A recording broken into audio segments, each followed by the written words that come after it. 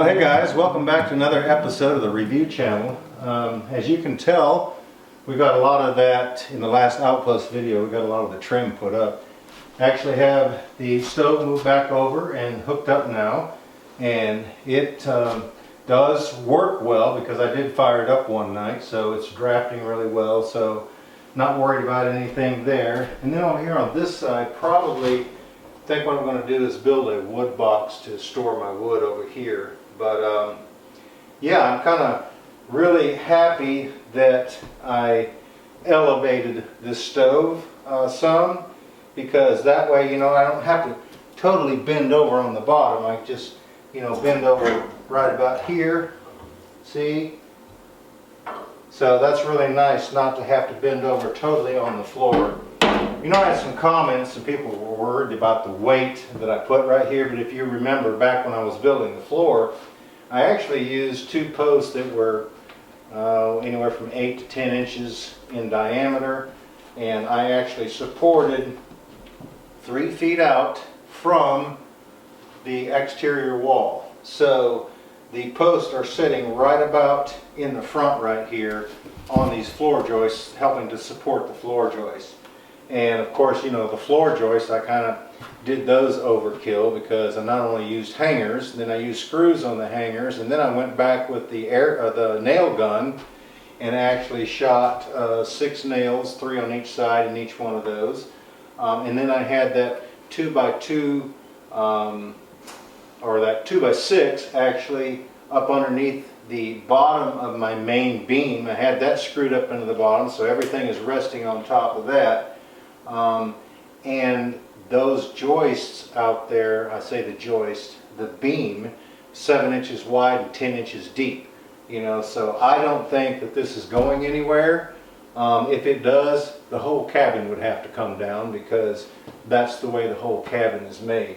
But yeah, this is a really nice area right here, and that slab wood is actually looking really, really good. So I'm going to be excited when I can actually get it up here on the ceiling on all of these joints where the sheetrock meets, finish trimming. I got another piece of trim that's going to go up top right there, but it's really turning out well, and I'm all excited about that. And I'm actually pulling out some of the antique things that I have had put up for some time, but I think what I'll do is I'll put something to mount this over here behind that, because I don't want the broom sitting behind it. The other thing too was somebody wanted to know, why did I put an electrical box on that back wall behind the stove?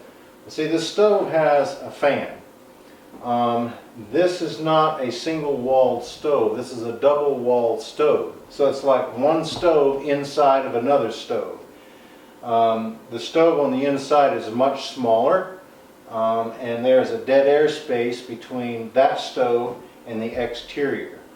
These stoves are made by Buck, and this right here is a portion of the dead air space between the two, and that fan drives the air that gets heated up and caught between the two. It drives it out right here, and on the other side too. So that electric box was put in to serve that fan that's mounted on the back of the stove. And I mounted the stove 18 inches away from the wall. So even if it does get hot, there's enough air space back there that the air will dissipate, and I don't have any worries about anything melting back there. If I thought I did, I would get some sort of thermal protection. But yeah, this stove is a little bit different. I can heat up soup. I could put, heat up water to, actually make coffee or tea or something like that. But it doesn't really get that hot to fry. I would probably need more like a single walled stove to do that with. But anyway, the purpose was to mainly heat the cabin, not really to cook on. I will have a gas grill top over there in the kitchen that I'm going to make in an island in the middle of it to do my cooking on. But yeah, this I'm looking forward to this fall when the weather gets cooler, to being able to have some fires in here. So I did heat it up to 300 degrees. I felt the wall around here, and it was just barely warm. So I think that this is going to do a really good job. But yeah, kind of really liking the way that it turned out. So hopefully, you know, in the upcoming near future, since I've got everything kind of cleaned up on the front side of you back there behind the camera, I can start work with it. Now a lot of that's already done. The sheetrock's up and had a first coat of you know, mud on the walls. The only room that didn't have it was that front room, which is the other bedroom. So what sheetrock I've got remaining, I think I have to buy one sheet. I'll get that done, and then I can get to painting and actually put the trim up in there. Shouldn't take me long to finish. I've got one main run left on the ceiling over there behind you on the camera, and then all the ceiling is up. The only thing would be left would be like trim pieces that I have to put up, but I can take my time doing that because I'll actually be in here, and most of it will be you know, under roof. Now the roof that I've got, you know, it's got the 1/2 inch sheetrock on it. Then I've got 6 inches of insulation in there, plus that radiant barrier. And then on the outside of that, I've got 1/2 inch OSB. So that ceiling is actually 7 inches thick. So I think that that's going to be sufficient to do what I need it to do. And I also had somebody comment and say, R19, I would really hate to cut the wood for that cabin. But you know, in this neck of the woods, that's all that people use is R19. I don't know, maybe they were a lot farther north than we are. But you know, I couldn't have really put anything in there any different, I don't think, because it's only a 6 inch cavity in that ceiling. But you know, there's no reason to do too much because that's the purpose of the radiant barrier. That's why I used it. Because whatever radiant heat is in here will get turned back in this direction because it's not supposed to be able to penetrate that barrier. I've got it on the outside walls, and I will have it tacked on the floor joists underneath. So I will be totally enclosed in a radiant barrier shell. So I'm excited to see how that's going to work this winter. I need to get that tacked up underneath, and I need to finish getting everything else closed off. It won't be totally airtight because I don't have everything caulked yet, but you know, it'll all happen and it'll come together and it will improve as I do these little bitty things. You know, that's the point where I'm at now. You don't see a whole lot of major improvements because we're down to finish work now, which has never been my favorite thing to do. But you just got little pieces that take time to cut and put here and put there. So, you know, you guys just bear with me on the videos on the Outpost channel because all of those little bitty things have to happen, you know, and, you know, that's just part of it. But, yeah, it is getting closer to being finished. There's still a lot of work to do, but it is getting closer to being finished, to making it look more like a home instead of a construction site. So I'm excited about that. So let me show you something that a few people that came up to visit brought to me.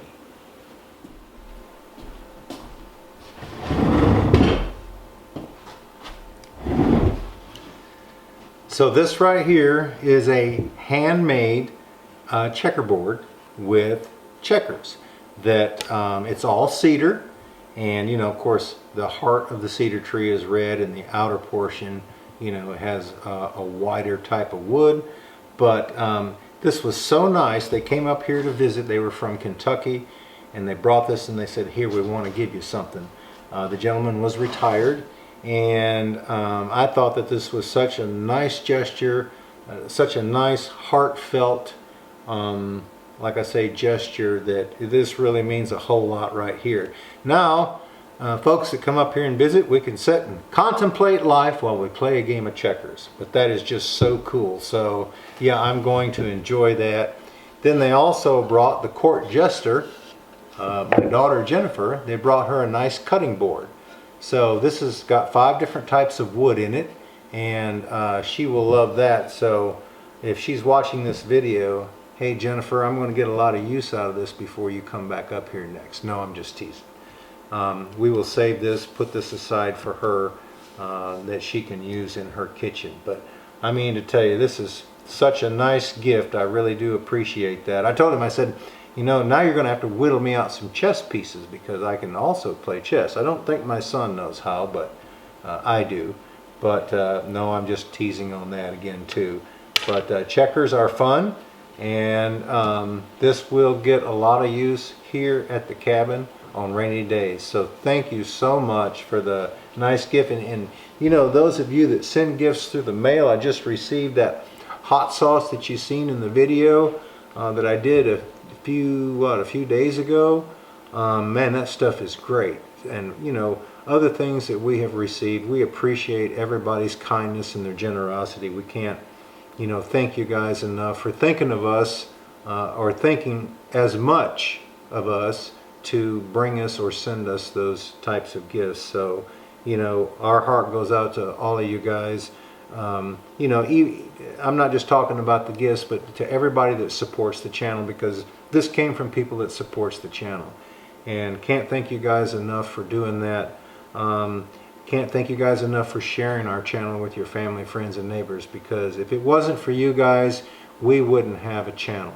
So we certainly do appreciate that. And that's, you know, the reason that we do the monthly giveaways is to be able to say thank you, you know, to you guys. There's no way that we can buy everyone gifts, but we do the giveaways, you know, so that people know that we care about them and we thank them.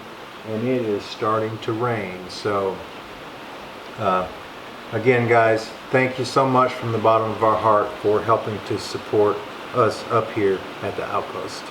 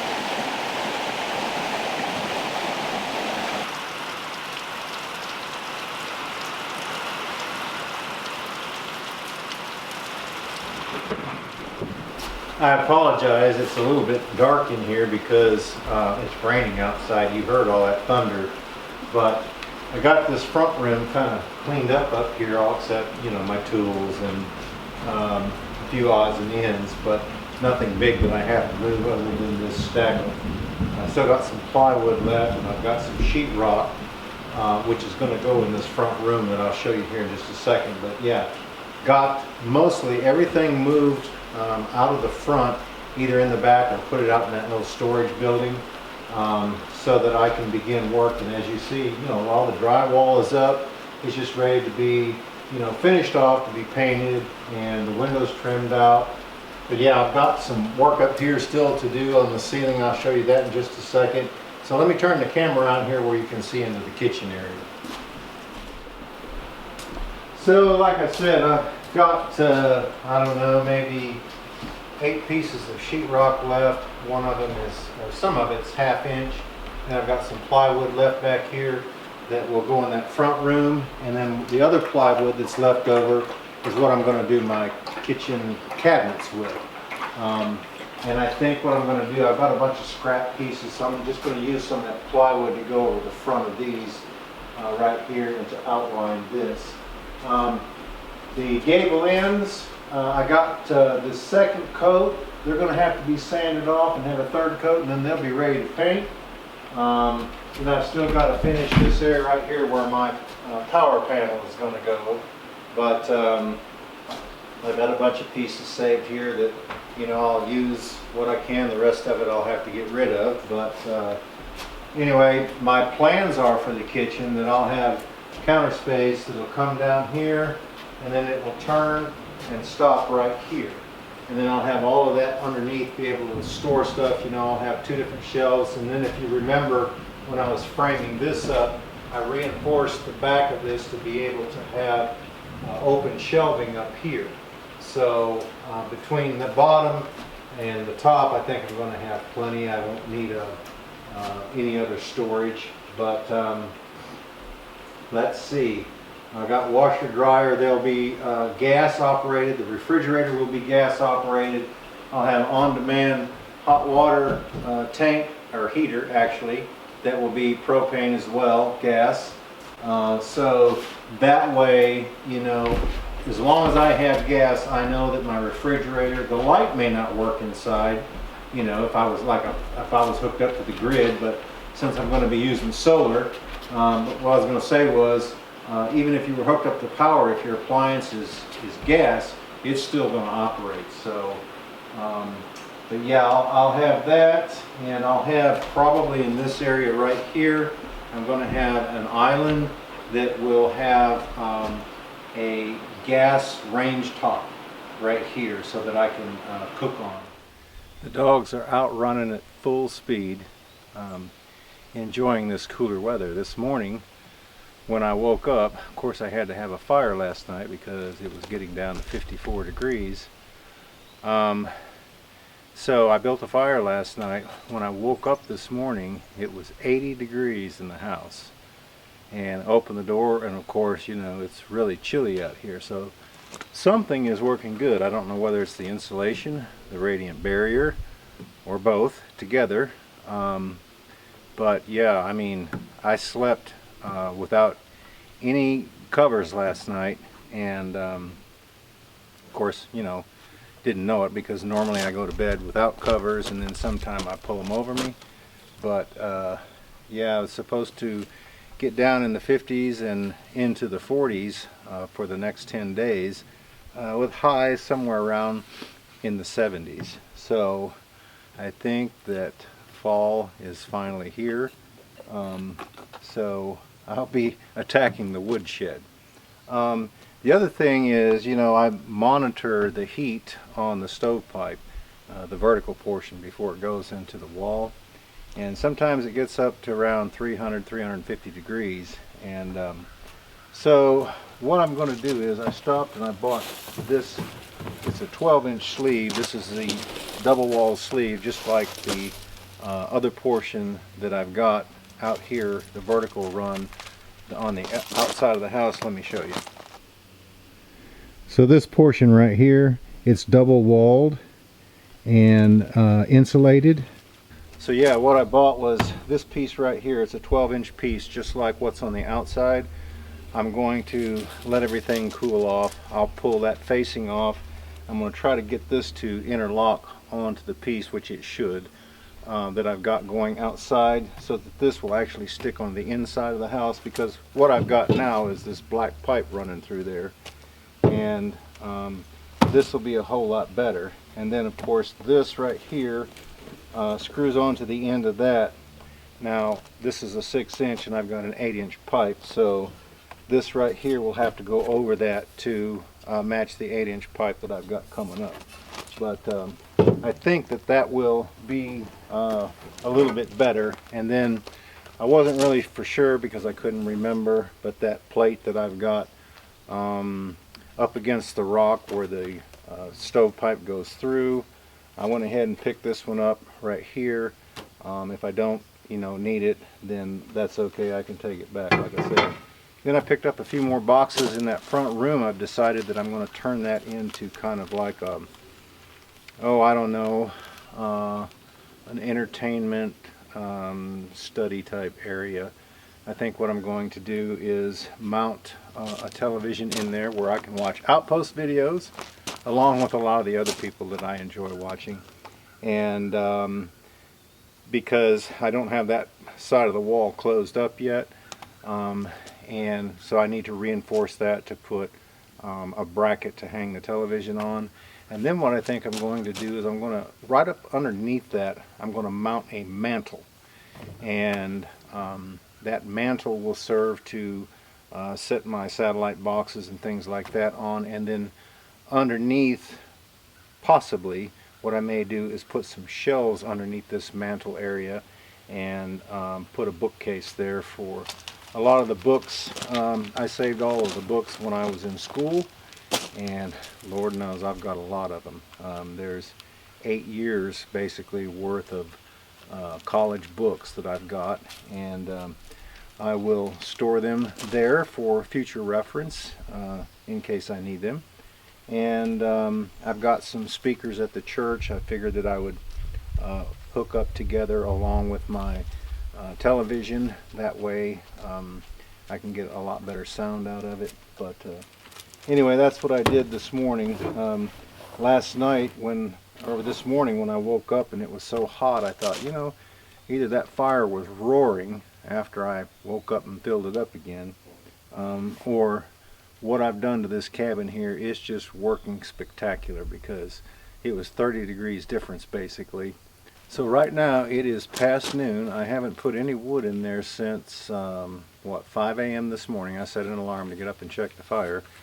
Haven't put any wood in there, and it's still 75 degrees. So there wasn't really much of a fire when I got up this morning, which was probably around 7:30. I overslept actually, but yeah, I forgot to set my wake up alarm. I set the alarms for the to get up and check the fire. But anyway, so yeah, I believe that this winter will be a really good test on how well this cabin's going to do, if I can, relate it to with anything to do from last night. But anyway, let's go up here to the outdoor kitchen and see if we can answer a few questions. Somebody commented and said that they would like to see a wok station added to the outdoor kitchen that could be used for stir fry or deep fry or steam cooking. This may also grow your channel in Asia. Well, it's actually a good idea. I mean, all I need is a wok to set up on top of that grill. But no, the earthen oven, I do have plans for it. I thought I was going to get to it this year, but everything else that I was doing took priority over it, since I do have the fire pit and the rocket stove, so I wasn't really worried about it. But I am going to try to get to that next year. And just a comment here, simple comment, says love the trim work. I've got so many comments on that trim that I'm using, that slab wood. And I'm surprised myself. I had an idea, I could envision what it would look like, but I think that it even superseded my envision that I had for it, because with it debarked and that timber oil on it, and with everything that we've done on the inside of the cabin, it is really looking good. And I've got so many comments about that. Even one comment, the guy said that most people consider it trash, and here I was using it for something useful. And I agree, because people used to go to the sawmill and they would just basically give that slab wood away, and like I said earlier, I think on a video, that they would cut it up long enough to go on their stove, and that's what they burn for wood. So yeah, I had intended to do other things, but when I got to thinking about it and started using a lot of that slab wood around here, I thought, why not? Let's do it and see what happens. And it really turned out well. I also told my daughter, a lot of the people are commenting and responding toward the antiques that I've been picking up, and I told my daughter and my son as well, and Patrick number two, that to keep their eyes out for anything that was late 1800s, early 1900s, because that just seems to go with the theme that I've got going up here, and I really do like antiques, and a lot of them are very, very useful.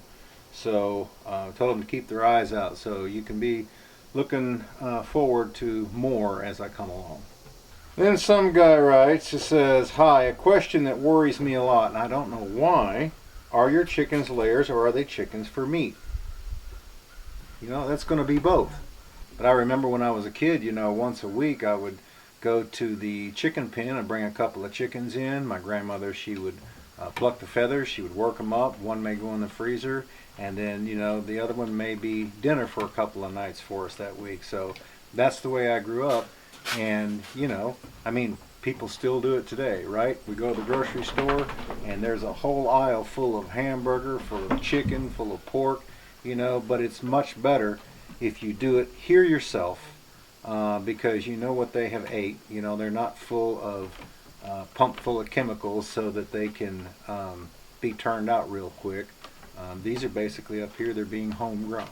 So I'm not opposed to putting one of those in the freezer or putting them on the dinner plate, but I mainly have the ones that I have now are for layers, but they haven't started laying yet, and I'm a little concerned because I've had them long enough. They were 4 months old when I got them, so I would think that they would start laying by now, but we'll just have to wait and see. I do plan on getting a few more, but I will have chickens for both eggs and for meat.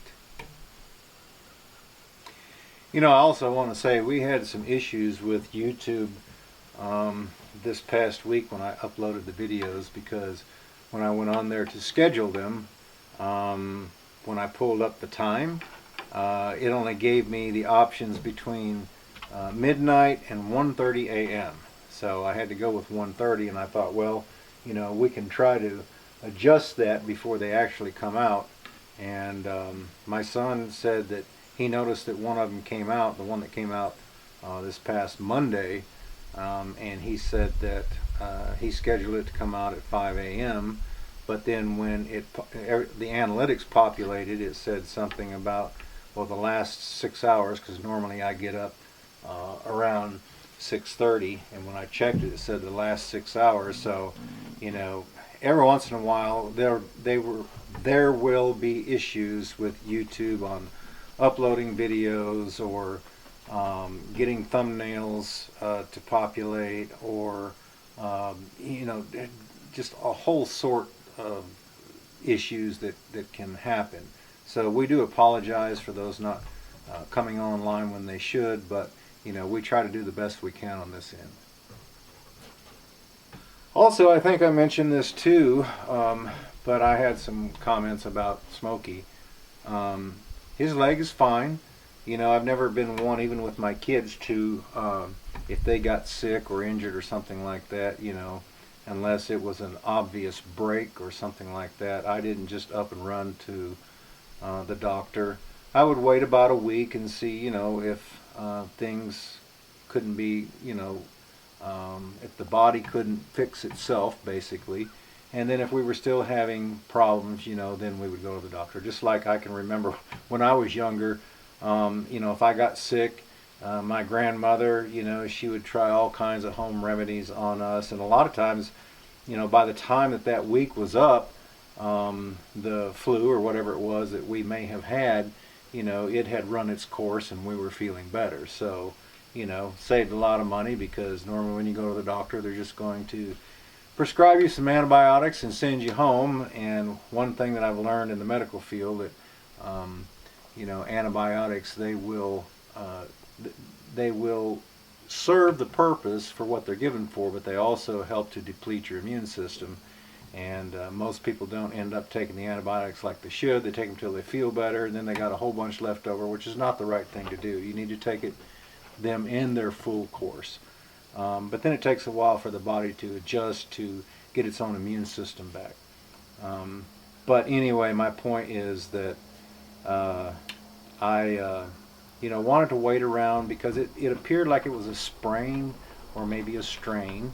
And when I took him to the vet, you know, because it went on for several weeks, but I noticed that when he would, like I said, go down to the creek before, that he would run hard, jump, and act like there wasn't anything wrong. But when we would come back up here, if he was just standing somewhere, then he would hold that leg up. And you know, sometimes you get a stone bruise. If you ever got one of those, you didn't go to the doctor for that. You know, you just hobbled around on it until it got better. But she took a look at him. She said she couldn't see anything wrong, wasn't anything broke, wasn't anything out of place. All muscles and tendons seemed to be intact. He just didn't give it time to heal because he is so active. So what I did is I caged him up for several days, and I had to alternate letting them out. And she gave me some anti-inflammatories for him, and he acts now like there's not a thing wrong with him. He is standing on all fours and playing like he always did. So thanks for all the comments about him, but if it was anything that I thought that was really, really serious, that I would have rushed him to the vet. But I've learned not to do that, and because sometimes, you know, it may be just something simple and, you know, save a lot of money and a lot of time. So, but yeah, he's doing great.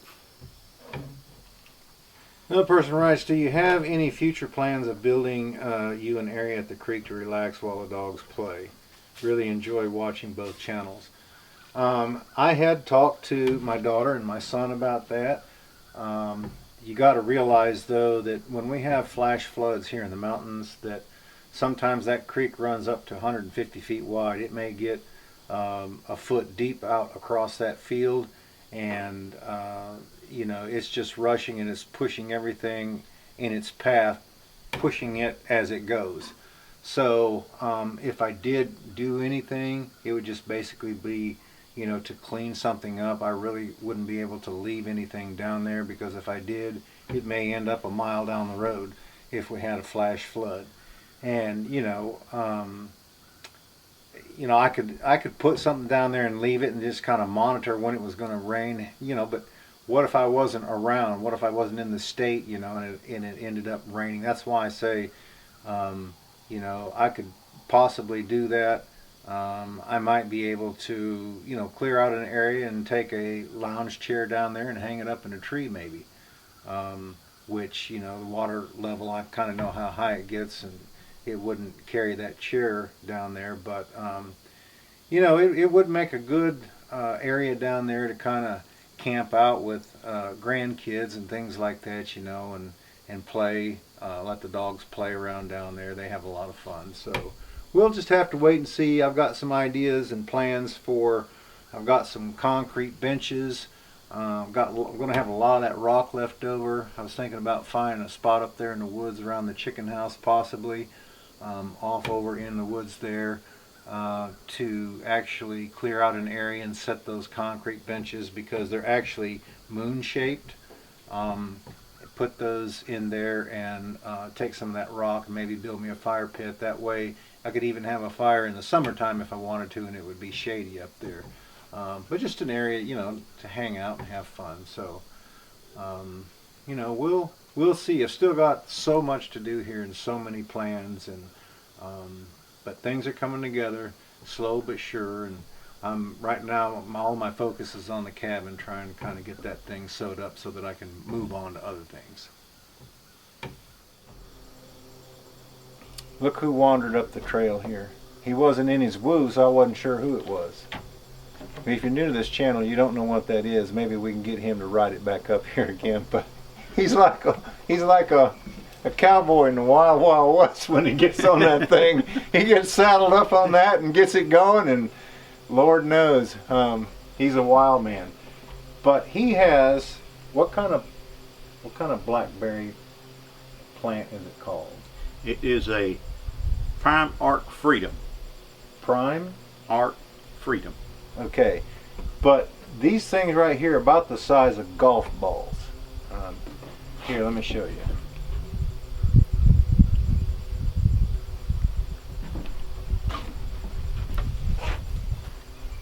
Now put them in your hand for reference, size reference.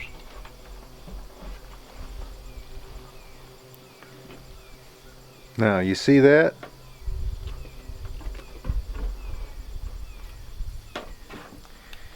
Anyway, he brought these up here. He said that some of the yellow jackets were chewing on them. They got little spots on them, but some of the areas where they haven't been chewing on them and they taste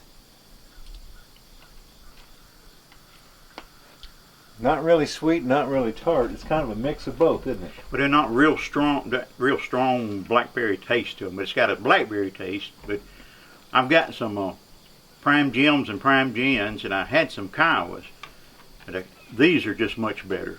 Just much better. I'm going all out for just these.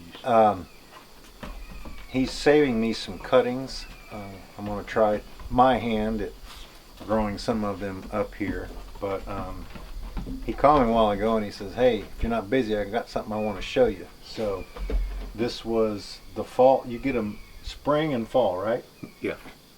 This is the fall crop right here. And are the ones in the spring same size? They're the same size, but they're not quite as good. You have to let them grow in the springtime to where you can just touch them and they fall off in your hand, and they're pretty good then. Okay. But yeah, those are really good. They might turn out a good cobbler or a good pie. You know, they 3 or 4 times the size of a wild blackberry, you know, and the thing I like about these two is they're thornless. Oh, there's no thorns. No thorns on them, man. That's what you got to get around when you're picking the wild blackberries. Well, and them prime gems and prime gins, they got sabers on them for thorns. So hey guys, we're going to go ahead and end this video here, but thank you so much for stopping by and checking out what's going on behind the scenes up here at the cabin. If you're new to this channel, be sure and go check out our main channel, Smoky Mountain Outpost, because that's where we mainly do all the building. Also, we do monthly giveaways on both channels, so be sure and go to our website, smokymountaiноutpost.com, and you can check out the details on how to enter there. Another thing too is fall is already here. Winter won't be far behind, so down in the description section of the video you can find a link to our store. Be sure and go check that out. Holidays too as well. There's a lot of different types of apparel with different logos that my son has designed, and there may be something there that you like. Towards the end of the video you'll see some icons pop up. If you want to watch the most recent review video, click the bottom left hand corner. If you want to watch the most recent Outpost video, click the top left hand corner. Anyway guys, like I said again, my son, my daughter and I would really appreciate you. Thank you so much for sharing with your family, friends and neighbors. Everyone take care. We look forward to seeing you back up here at the cabin again next time.